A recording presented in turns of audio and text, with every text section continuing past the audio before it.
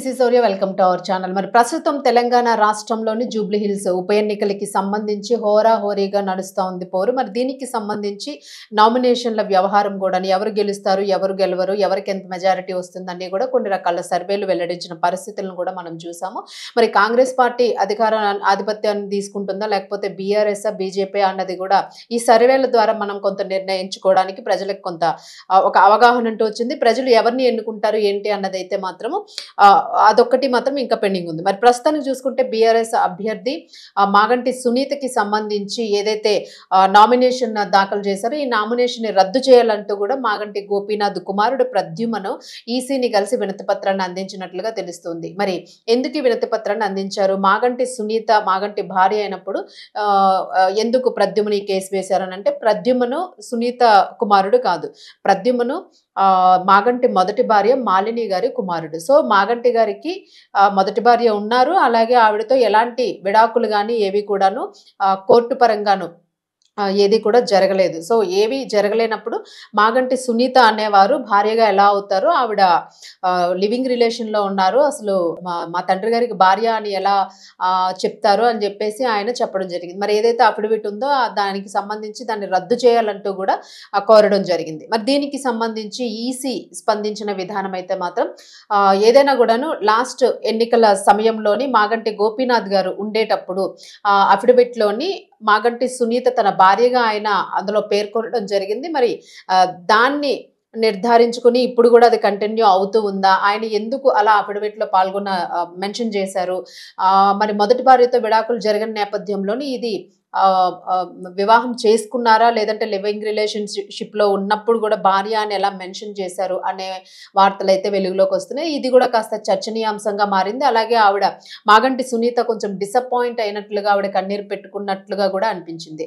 మరి బీఆర్ఎస్ అయితే మాత్రం మాగంటి సునీతని ఎట్టి పరిస్థితుల్లోని గెలిపించాలి, సునీతకి సంబంధించిన సపోర్ట్ అందించేందుకు కూడా బీఆర్ఎస్ చాలా గట్టి ప్రయత్నమే చేస్తుంది అన్నది కూడా కనిపిస్తుంది. మరి దీనికి సంబంధించి కేసీఆర్ కూడాను ఒక ఫామ్ హౌస్ లో నా మీటింగ్ పెట్టి ఈ ఎలక్షన్స్ కి సంబంధించి అన్ని వ్యవహారాలకి సంబంధించి కూడా చాలా కీలకమైన చర్చలు జరిపినట్లుగా కూడా తెలుస్తుంది.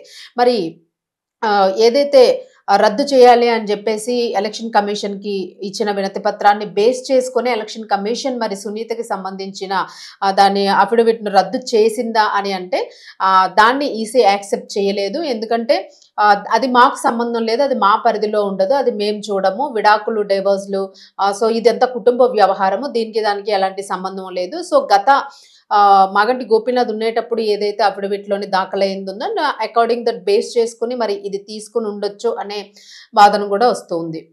మరి అది వారి పని కాదు, ఇది కోర్టుల్లో తేల్చుకోవాల్సిన వ్యవహారము, మీరు అక్కడికి వెళ్ళి తేల్చుకోండి, ఎక్కడికి వచ్చి దాన్ని రద్దు చేయాలి అని చెప్పేసి అంటే రద్దు చేయడం కుదరదు అని చెప్పేసి ఈసీ గట్టిగా చెప్పడం జరిగింది. మరి దీనికి సంబంధించి ఇంకో రకంగా మాగంటి సునీతకి సంబంధించి జూబ్లీ హిల్స్ ఎలక్షన్స్లో బీఆర్ఎస్ పార్టీ నుంచి వాళ్ళ కుమారులు మాగంటి సంతానం కూడా వాళ్ళు కూడా ప్రచారంలో జోరుగా కొనసాగిన పరిస్థితి అయితే కనిపించింది. మరి ఇది కుటుంబ వ్యవహారము రచ్చకొచ్చే పరిస్థితి ఏమైనా కనిపిస్తుందా, అసలు ఇంటర్నల్ గా ఏం జరుగుతుంది ఏంటి అన్నది స్వతహా వాళ్ళ కుటుంబ వ్యవహారం అయినప్పటికీ కూడాను రాజకీయంగా ఎంటర్ అయ్యేటప్పటికీ సో ఇవన్నీ కూడా తెర మీదకి వచ్చిన అంశాలు.